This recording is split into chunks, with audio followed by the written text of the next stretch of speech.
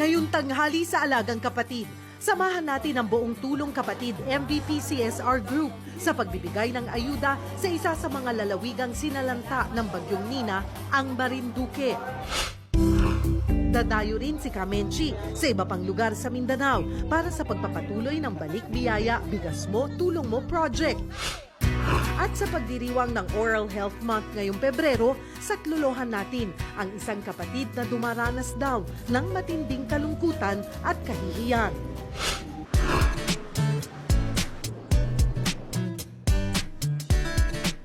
Magandang tanghali mga kapatid, ako po si Cheryl Cosim. Magbibigay sa inyo ng Alagang Kapatid. Alagang Kapatid.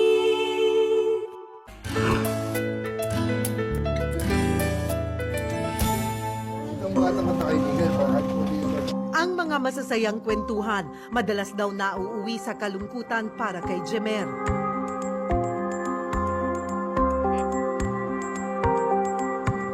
Hindi pa man daw kasi tapos ang usapan, naging normal na eksena na sa kanya noon ang iwanan ng mga kausap at kaibigan. Nilalayuan din po ako na makipag-usap. Bigla na, aalis na lang po sila. Halimbawa po, makikinom akong tubig, kailangan ng sariling baso.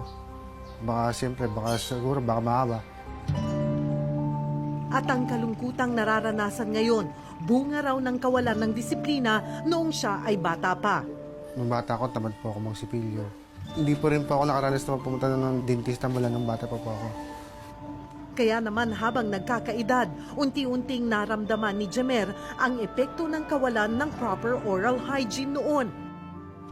Ang pagkakaroon ng halitosis o mabahong hininga. Parang nailan po ako maligo kasi nga baka maamoy. Dahil mabasted lang ako.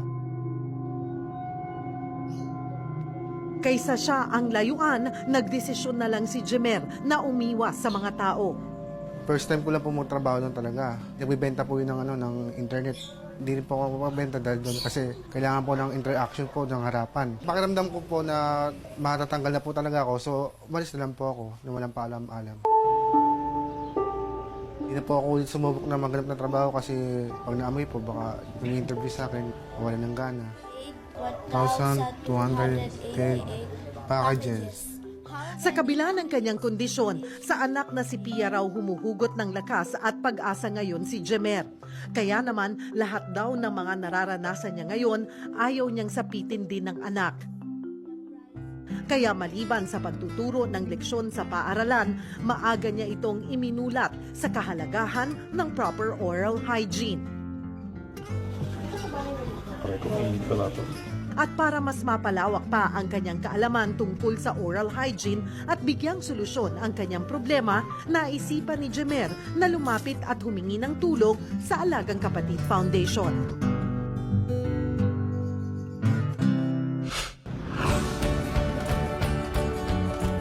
Agad naming tinugunan ang panawagan ni Jemer sa tulong ng Tooth Angel Dental Studio. Hi, Doc J! Papakonsulta kami, Doc J, kasi si Jemer, for the longest time, nawala yung self-confidence niya.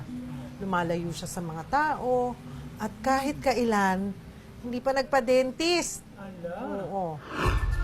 Ang bad breath, o kung tawagin sa medisina ay halitosis, ay ang pagkakaroon ng masamang amoy ng hininga mula sa bibig. Bad breath ay nanggagaling sa bakterya. So kung hindi tayo nagsipilyo, of course magkakaroon ng bad breath. O meron temporary lang na halitosis. Like pag nagsigarilyo ka, so syempre yung amoy ng nicotine, may iwan yung sa bibig mo. Kumain ka ng may bawang, may sibuyas, may bagoong. Naku, pag humalo yan sa saliva, magkakaroon ng bacterial reaction, lalong napakabaho, maraming permanent. Ang cavities ang number 1 na napakabaho. Kasi naiiwan nyo, nabubulok, napapanis. Sa kaso ni Jemer, bukod sa cavities o nabubulok ng ngipin, mayroon na rin daw siyang gingivitis o pamamaga ng gilagid o gums na isa rin sa mga nagdudulot ng mabahong hininga. Here, meron siyang root fragment. Ito rin, bicuspid. Ito part din ng molars niya to. Ayan, root na lang ang natitira. Saksakan ng baho yan. At bukod doon, may mga cavities pa siya. Para solusyonan ang problema, unang isinagawa ang prophylaxis o teeth cleaning kay Jemer.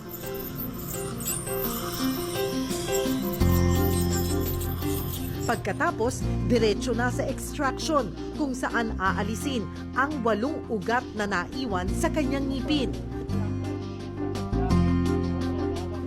Kinakailangan pa rin bumalik ni Jemer sa klinik sa mga susunod na linggo para makumpleto ang extraction at dental fillings.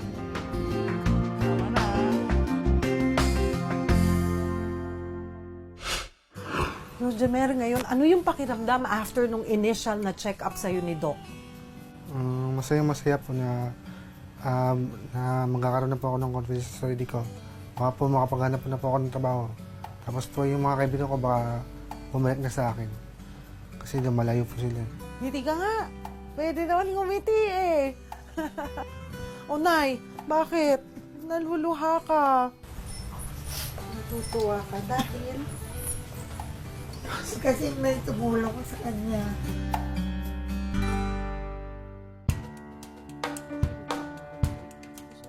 Maraming salamat sa produktong ito. Bagamat hindi pa tapos ang gamutan, naniniwala kaming ito na ang simula ng bagong kabanata sa buhay ni Jemer, kung saan maibabalik na niya ang nawalang kumpiyansa sa sarili, ang mga napalampas na pagkakataon sa trabaho, at higit sa lahat, ang magandang ngiti sa kanyang mga labi, para muling patunayan ang kanyang sariling kakayahan at diskarte sa buhay. Ngayong Sabado sa Alagang Kapatid, kilalanin natin si Miss Philippines Earth 2017, Karen Ibasco, pati na rin ang kanyang health and wellness secrets. Pag-usapan din natin ang nakamamatay na impeksyon, ang tetanus o tetano. At dahil sa bantang pangkalusugang sitting is the new smoking, alamin ang mga paraan para madagdagan ang ating physical activity kada araw.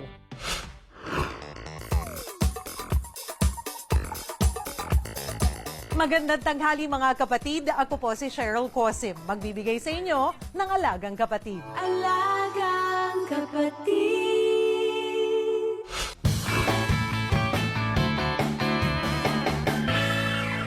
Everyone experiencing climate change, the whole world experiencing climate change. And I'm just grateful that the Philippines has signed the Paris Treaty. What I want to see is to pass a carbon tax. In that way, we would invest in renewable energy to help our world to be a better place, a greener and habitable for the whole humanity. Thank you. City of Manila, Karen Ibasco. Thank you. Miss Philippines Earth 2017 is Karen Ibasco, City of Manila. Nito lang Hulyo, hinirang ang 26 na taong gulang na si Karen Ibasco bilang Miss Philippines Earth 2017.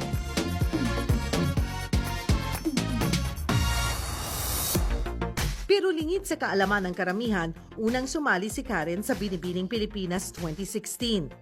Hindi man pinalad, naniwala si Karen sa kanyang sarili hanggang sa magbunga ang kanyang pagsisikap ngayong taon. It feels very fulfilling on my part. I couldn't believe that one day I would have a crown on my head and represent the Philippines in the international stage.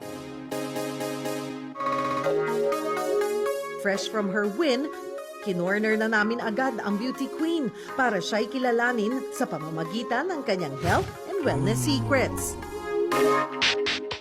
Para sa preliminary round ng mga sekreto ni Karen, City of Manila, Karen Ibasco. unahin natin ang kanyang pageant walk. Sa pagrampa sa entablado, ang tamang posture, projection at pose ang palaging isinasaisip ni Karen. You have to have the right posture before you start walking. Once you get the right time for you to walk, to start with the right feet, you get the power from your legs and your toes. And then you always have to have the right posture every time you stop. When you stand, make sure with the pause that you have to give. Always keep your projection in front of your audience. Look from right to left, and you have to learn to communicate with your own eyes. Afterwards, you have to be sure with every single step that you're going to make on stage. Bukod sa pagiging isang physicist, may angking talento rin si Karen sa pagdodrawing. Hindi dapat physics yung kukunin ko, dapat fine arts kasi. And then I was just diverted to the science field. And then I started working. But at the same time, andun pa rin on the side to my love for arts. Kaya tuwing may oras o di kaya ay stressed out, madalas siyang nagdo-drawing ng couture gown o dresses.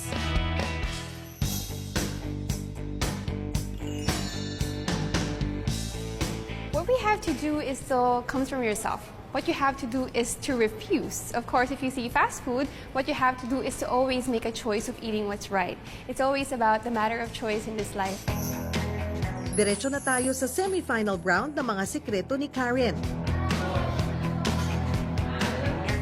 Alamin naman natin ang kanyang workout routine. Ginagawang workout ni Miss Karen ay strength training tsaka bodyweight workouts. Kasi kapag nagpe-prepare tayo sa pageant, pinapalakas natin yung legs tsaka core ni Miss Karen para mas matagal yung stability and posture niya during pageant sa stage.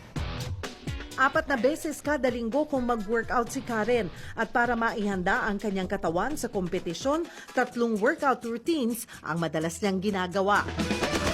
Una ay ang stability ball plank para sa kanyang core muscles. Pangalawa ay ang deadlift para sa legs at glutes.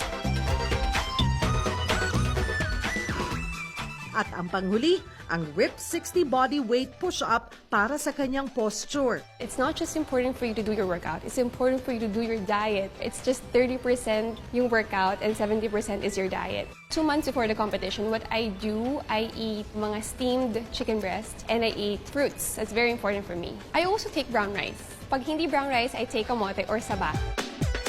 Mahilig din daw magbaon si Karen at ang kanyang bitbit ngayong araw, isang home-cooked meal packed with protein, fiber at vitamin C. This is a steamed chicken breast and also the steamed sweet potatoes and any fruits. But this time I brought a dried blueberries.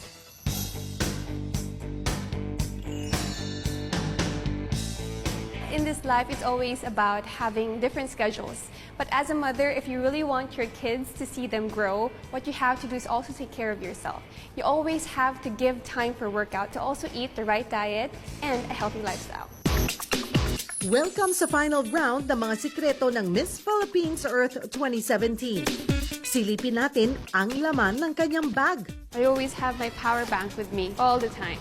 And of course, my phone, my wallet. I also have my perfume with me and my car keys, tissue paper, my comb, my mouthwash, my makeup kit. Everything you'll see in here. I have my foundation, which I always use for touch-ups. Bukod sa pagpapanatili ng competition-ready body, pinagyayaman din ni Karen ang kanyang kaalaman. Madalas daw magbasa ng libro at manood ng balita si Karen, lalo na sa mga isyong pangkalikasan. I have a notebook and I put everything here. I put all my research. I have different topics and I will answer it on my own. I guess by God's grace, this year, I would be the 4th Miss Earth by the Philippines. I really want to get that crown, not just for myself, but for my country.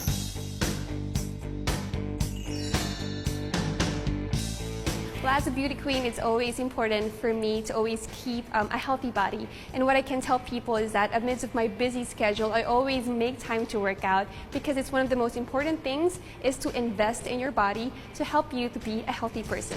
Thank you. Higit sa pagrampa, workout, diet, at mind conditioning, ang ultimate secret ni Karen ay patuloy na pagsusumikap sa kabila ng minsang pagkabigo para makamit ang mga pinapangarap sa buhay. It's really hard work. Walang easy way to it. Everything that you're going to get, it's going to be accompanied with hard work and hard choices in life. So you really have to persevere. You really have to give your best and to be consistent from start to end.